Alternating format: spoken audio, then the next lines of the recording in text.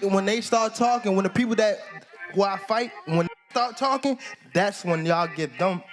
I'm gonna beat his ass. He can't do shit. For real. I better be quiet. You got any grease in your hair tonight, Tank? That is it. Lamont, please say that in the second fight. Any questions? You got any grease in your hair tonight, Tank? Like, don't ask, you got any grease in your hair tonight, Tank? Like, don't. How many rematches that you fought? 0. What do you have to do to create enough separation where this don't happen again? Whew, that's a good question. It's going to be based on my training camp. I have to push myself a little harder.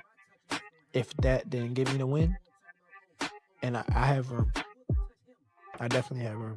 Tensions erupted as Gervonta "Tank" Davis crashed the press conference, delivering a blunt warning to Lamont Roach, declaring he would end him in front of a shocked crowd.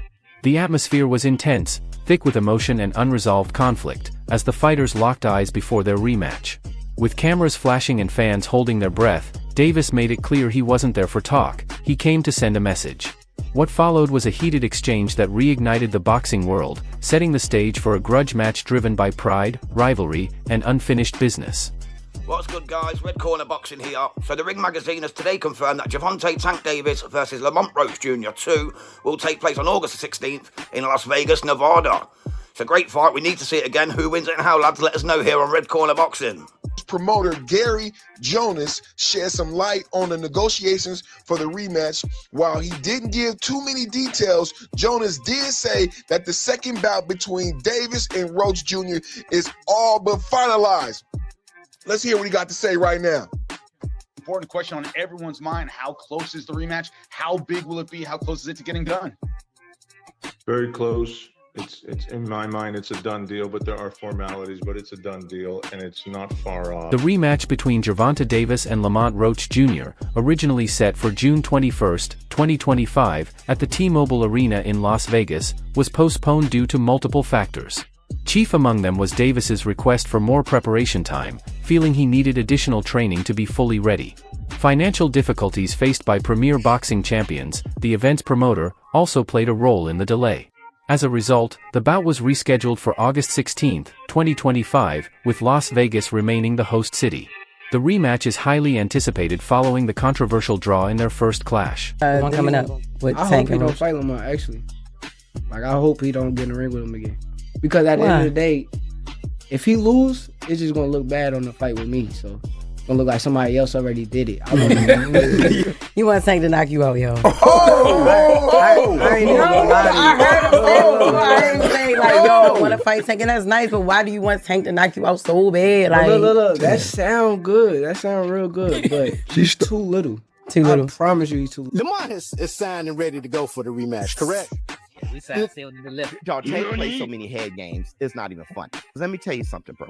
Lamont Roach has never been this big of a fighter before. Everyone knows Lamont Roach now. So he could be reaping the benefits of just enjoying his status of having that draw with Tank, while Tank is the one with the eye of the tiger. Tank is probably in the gym training his ass off, and then sign the contract like, all right, we got to fight when? June. Oh, shit! Let's hurry up and dash your ass. Sugar Ray Leonard did that to Roberto Duran. Duran was told that he had a fight in a couple weeks, and he was like, dude, I'm 190 pounds in Panama.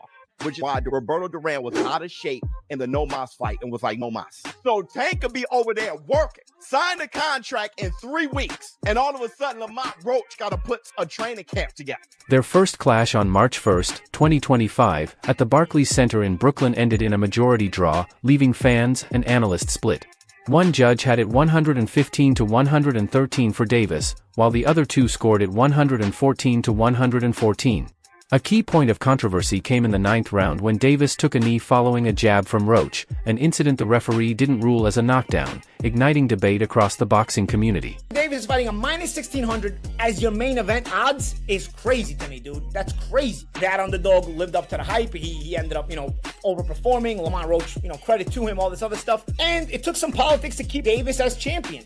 You ever see guys getting the referee their own fight? Dude, anybody else takes that knee, you're getting counted, bro. The referee, actually, his instinct, if you watch that, the referee's instinct was to count. If you notice, Steve Willis started counting, and then he looked at the timekeeper outside the ring, wasn't counting, and he stopped counting. So you get to call your own timeout. You know, earlier in the fight, if you saw that shoulder barge that Tank did to Roach in the clinch, he didn't get a warning, but Roach's reaction got the warning. This is the politics we're dealing with. You keep doing this, you're looking at short-term money and long-term destruction of a sport. Davis attributed his performance to several distractions, including irritation from hair products that affected his vision and the absence of ring girls, which he said threw off his focus. Despite these setbacks, he took responsibility, admitting, "I could have definitely done more. That's my fault." He take a knee. You need to lose like 10-8 that round at least, no? And plus the corner go up and put it a towel in the face. That's a disqualification for sure. I'm talking about the rules, but you know, it's not my business. Critics argue that Davis intentionally took a knee in the 9th round against Roach to disrupt his opponent's rhythm and regain control. By voluntarily going down, Davis may have been buying time to recover instead of risking being overwhelmed by Roach's pressure. Many fans and analysts see it as a veteran move meant to halt Roach's momentum. To go ahead and keep it real with y'all, I think that knee that Tank took was because Lamont Roach was in a rhythm and Gervonta Davis tried to throw this man off a rhythm. Do I believe the Murray's sport waves, the soul glow was in his eye? Absolutely not. I believe that man Tank got nerve-eye and said, hold on, this man Lamont Roach is cooking. I need to take me a quick timeout and a quick break. It's nasty. It's horrible. It's disgusting. It's bad enough how hard and difficult it is to beat this man. Most fighters is weight drained. Most fighters has clauses on them. So when somebody who's coming up is able to compete with Gervonta Tank Davis, you handicap the man with trash rulings. Davis explained that the incident stemmed from a hair treatment he had undergone 2 days before the fight. The grease from the treatment, mixed with sweat, caused a burning sensation in his eyes during the bout. Addressing the crowd's reaction in the post-fight interview, Davis expressed frustration over the boos, insisting his actions were a genuine response to the unexpected irritation, not an attempt to manipulate the fight. Can you describe what the feeling was like in the ring? And was it to get the towel out, to get the burn out of your eyes, or what was going on? And I didn't want to get caught. I didn't want to get caught while my eyes was burning. And you know, like, you can get knocked out like that. So I'd rather take the knee than, you know. But I didn't really know that you can, like, get disqualified for all that. Or, like, when you start counting, I'm like, what the hell? But I don't know. It's cool. The explanation has sparked mixed reactions from fans and analysts, with many questioning whether the moment should have been ruled a knockdown. Regardless of the cause, the controversy surrounding the Gervonta Davis vs. Lamont Roach fight has intensified, as the New York State Athletic Commission, NYSAC, has officially launched a review of the bout's outcome. According to Boxing Kingdom, technical issues initially delayed a prompt assessment of the pivotal 9th round incident where Davis took a knee. Many believe it should have been scored a knockdown in Roach's favor, potentially changing the result of the fight. Even without the knee, that should have been a knockdown. I thought I should have won a competitive fight. I think I did what I needed to do necessary to make the rounds. I'm just a little frustrated with the scorecards. I thought I should have won. Following the controversial draw, Roach's team filed an appeal with the Athletic Commission seeking to overturn the result. The appeal focused on the critical 9th round moment when Davis took a knee after a jab from Roach. Referee Steve Willis began a count but stopped at 3, allowing Davis to return to his corner, where his trainer wiped his eyes, a move that violated boxing regulations. Davis later explained that grease from a hair treatment had impaired his vision, prompting him to take the knee. No timeouts in boxing. Why are you taking? You know that. You should know that. So that's the thing where I'm like confused, because that's supposed to be a knockdown. That's a 10-8 round. If that's a 10-8 round, I win the fight. So, you know what I'm saying? Like, that draw turned into a 114 my way. Going in, okay, it's round 10, right? You see that you down on the scorecard. George Kambosos Jr. didn't hold back in his criticism of Gervonta Davis following the controversial draw with Lamont Roach Jr. He praised Roach's performance, highlighting his skill and resilience, and was especially impressed by Roach's ability to push Davis, a challenge few have managed. Reflecting on the fight, Kambosos questioned Davis's readiness to face elite-level opponents. The bout was clouded by controversy, particularly in the 9th round when Davis took a knee without it being ruled a knockdown, a moment that sparked widespread debate, with many in the boxing world believing Roach should have been awarded the win. Make of that fight on the weekend, what do you make of the controversy in that one? Look, I had just finished my recovery session, so I was pretty docile and relaxed, and then the fight, especially at the start of it, wasn't too thrilling and too action-packed, so I was starting to doze off a little bit, but I woke up a little bit more when obviously Lamont started giving him some work, and he looked good, man. I got to give respect to Lamont Roach. He proved a lot of guys wrong. I think he shocked Tank a lot with what he was able to bring, and again, we saw the controversy with the knee. To me, that's a knockdown. You can't just take a knee and decide to, go to your corner and get your face wiped. So, yeah, if that's a 10-8 round, Lamont wins the fight. So it's unfortunate, but that's the fight game. Hopefully they'll do it again and he gets paid, what he's worth. Have you ever seen anything like that in boxing before? A guy sort of just voluntarily. We've seen Floyd take a knee and be put on the count. We've seen Jake Paul confirmed that if Gervonta Davis wins his rematch against Lamont Roach, they will resume talks for a potential exhibition bout. Despite the major weight gap, Paul fighting at cruiserweight, 195 pounds, and Davis at lightweight, 135 pounds, the proposed matchup would be a 10-round exhibition. The fight was nearly finalized before being delayed by Davis's draw with Roach. If both fighters win their upcoming bouts, the exhibition could happen later this year. In preparation for the rematch, Davis isn't leaving anything to chance. He's joined forces with Kenny Ellis, one of boxing's most respected trainers, known for his discipline and attention to detail. Under Ellis's guidance, Davis is refining his technique, building endurance, and correcting past mistakes. Ellis will be in his corner on fight night, ready to make real-time strategic adjustments. The pairing of Ellis's intense training and Davis's renewed focus points to a more dangerous version of Tank than ever before. Tank actually being a thing. Was that something that was talked about? Yeah, no, it was highly talked about and in negotiations and almost ready to make happen, but he has to do his rematch with Lamont and get that W, and then we'll be able to run it back. But me and Gervonta were scheduled to fight. Reuniting with coach Calvin Ford brings a unique energy to Tank Davis's camp. Their connection runs deeper than boxing, built on years of trust and shared experience. Coach Calvin has been instrumental in shaping Tank's journey, transforming raw potential into elite skill. Behind every major victory in Davis's career, Coach Calvin has been the steady presence guiding him from the corner. Doing the interview circuit, right, kind of being a little bit out of character leading into the rematch. Do you think, and this is what Mill City asked, do you think that is something you guys are taking in consideration in preparation for the fight? And what Kenny Ellis said was, look, man, we're not falling for the banana in the tailpipe. We know what Lamont Roach brings to the table, and he says that Lamont Roach is, we're not believing that he's out there drinking or blowing up a bunch of weight and all of that. He says what most people say, hey, we're going to prepare for the best version of Lamont Roach that is going to, that'll come for us. But the way that he saw the fight coming out was he said he sees it like the fight before, a lot of really crisp shots landing, and the fight is going to be similar. But hey, the fight at the same time is going to be very different. Now, I just happen to have a very good friend named Phoenix the Assassin who breaks down fights for me. He's a trainer. Got a world-class eye for fights.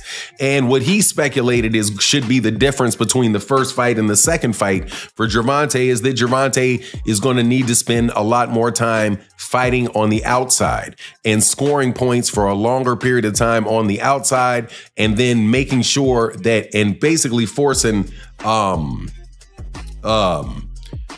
Roach to try to initiate something with slower hands, score his points, and get out. And he said the reason that he believes that Lamont Roach would be able to do that. Veteran boxing commentator Jim Lampley voiced doubts about Roach's chances in a rematch even before their first fight. He pointed to Davis's blend of crafty boxing, southpaw advantage, sharp footwork, and undeniable killer instinct. Lampley emphasized Davis's explosive punching power, comparing his knockouts to a young Mike Tyson. While acknowledging Roach's skill, he suggested that facing Davis's full arsenal would be a tall order for any opponent. All right, Sean Patel here with the legendary Jim Lampley, PPV.com, and called a controversial draw tonight. The crowd inside Barclays, they did not like it. What did you think of the verdict, Jim? Was it the right call? An upset draw is always a mixed bag for fans, for people in the sport, et cetera, et cetera. I thought it was, in essence, the right decision. The only question about whether the upset draw is justified is whether Steve Willis erred in not deducting a point in a late round when Tank Davis appeared to touch the canvas with his hand. And, you know, that is going to stay in the woodwork and haunt the fight in the breach a little bit. But at the end of the day, it's a setback in Tank's career and for his reputation. I think most observers expected him to knock Roach out, particularly because Roach was moving up from 130 to 135. Sometimes when a fighter moves up in weight, he gets stronger, and it looked as though maybe Roach did get stronger and had a greater ability to resist Tank's power than other opponents have had, because Tank did tag him with a lot of clean shots. Roberto Diaz, advisor to Lamont Roach Jr., acknowledged the formidable threat Davis poses, calling him one of the top fighters in the world. While praising Davis's record and punching power, Diaz expressed strong confidence in Roach's abilities. He pointed to Roach's deep amateur background and the progress he's made since their earlier meetings. Diaz believes that Roach's familiarity with Davis, combined with his growth as a fighter, could be decisive factors in the rematch. It's for the untouchable, true school sports. Let's go, baby. Bow! Be careful what you wish for because it can become a reality. Yeah. All right, Brennan Taylor here, True School Sports. I'm with Roberto Diaz. Roberto, good to see you as always. Likewise, thank you. Thanks for having me. Yes, for sure. You're part of Lamont Roach's camp. Well, what's your official role with Lamont Roach? I'm an advisor for him. Okay, so you guide him on how to make certain decisions? Correct. Okay. We've been together for many years since his pro debut back in the days at Golden Boy, and after we both parted ways, we hooked up. Okay, that's pretty cool. That's pretty interesting because, you know, now that you guys are not with Golden Boy, you're still together. So absolutely, you guys must have had a good relationship when you were at Golden Boy. Always had a good relationship with him and his father, and obviously I'm honored and just, you know, honored to be a part of him. And when I got the call to continue working with him, it was a no-brainer for me. Okay.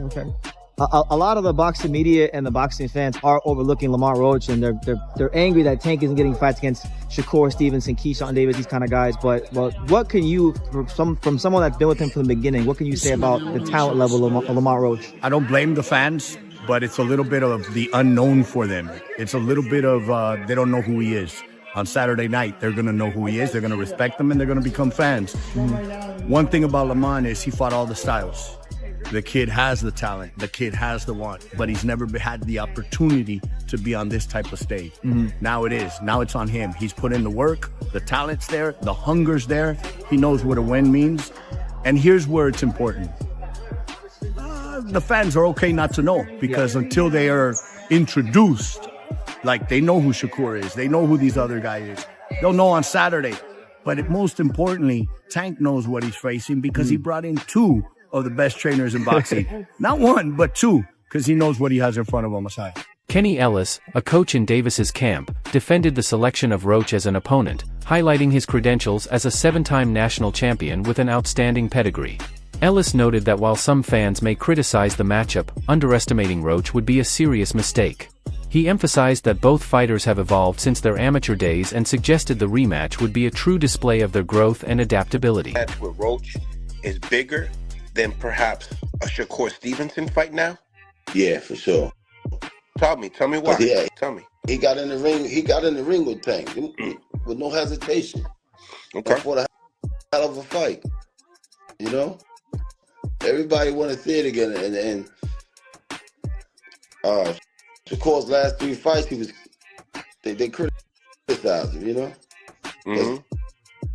Because of his style of fight. No offense to him, but this is the reality. People criticize him because of the way he fight, you know? Mm-hmm. And they don't want to see that. They'd rather see Roach again. Who do you think will come out on top this time?